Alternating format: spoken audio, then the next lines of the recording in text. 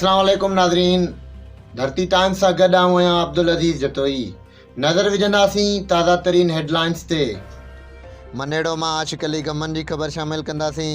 मनेड़ो में government boys high school मनेड़ो जे हेड master एजाज़ अली चनो पारां संदसि ऑफिस में शागिर्दनि खां सर्टिफिकेट ॾियण जा पैसा वठंदे वीडियो वायरल। तफ़सील मूजिबि गवर्नमेंट बॉयज़ हाई स्कूल मनेड़ो जे हेड मास्टर एजाज़ अली चनो मनेड़ो हाई स्कूल खे कमाई जो ज़रियो बणाए छॾियो आहे। स्कूल जे हेड मास्टर एजाज़ अली चनो पारां सर्टिफिकेट ॾियण लाइ हिकु शागिर्द खां गैर क़ानूनी रिश्वत वठी रहियो आहे, जंहिंमें साफ़ शफ़ाफ़ ॾिसी सघिजे थो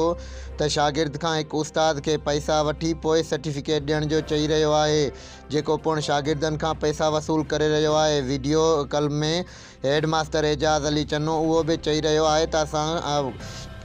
रोज़ ख़र्च कयूं था, हुकूमत वटि का बि शइ न आहे, हुकूमत असांखे छा ॾिनो आहे ऐं अव्हांखे पैसा ॾियणा पवंदा। हेड मास्टर एजाज़ अली चनो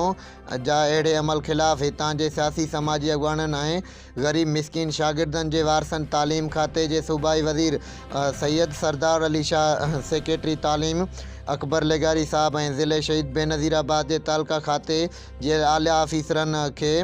पुरज़ोर अपील कंदे घुर कई त गवर्नमेंट बॉयज़ हाई स्कूल मनेड़ो जे हेड मास्टर ऐं एजाज़ अली चनो खे फौरी तौर ते हटाए संदसि ख़िलाफ़ु कानूनी कार्रवाई करे खेसि सख़्त सज़ा ॾिनी वञे ऐं गवर्नमेंट बॉयज़ हाई स्कूल मनेड़ो में हिकु ईमानदार हेड मास्टर मुक़ररु कयो वञे, जीअं ग़रीब मिसकिन जा ॿार मुफ़्त में तालीम जहिड़े ज़ेवर खां आशना थियनि।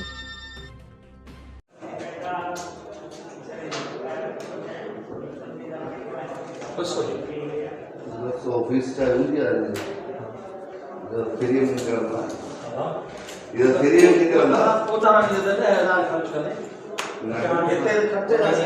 आप कार करे हो यहाँ सब डॉक्टर हुआ किराया करे पक्का सब पे कोना जो जरूरत समझ नहीं होता है ऑफिस से आकर मतलब खर्च के तो अफगानिस्तान जे कमायो पर फीस पर निकालना गरीबी को कट दे ये सरकार है ये इतने जो अच्छा तो करते हैं अगर गर्म भी बुझाए तो ना एक साल का कटो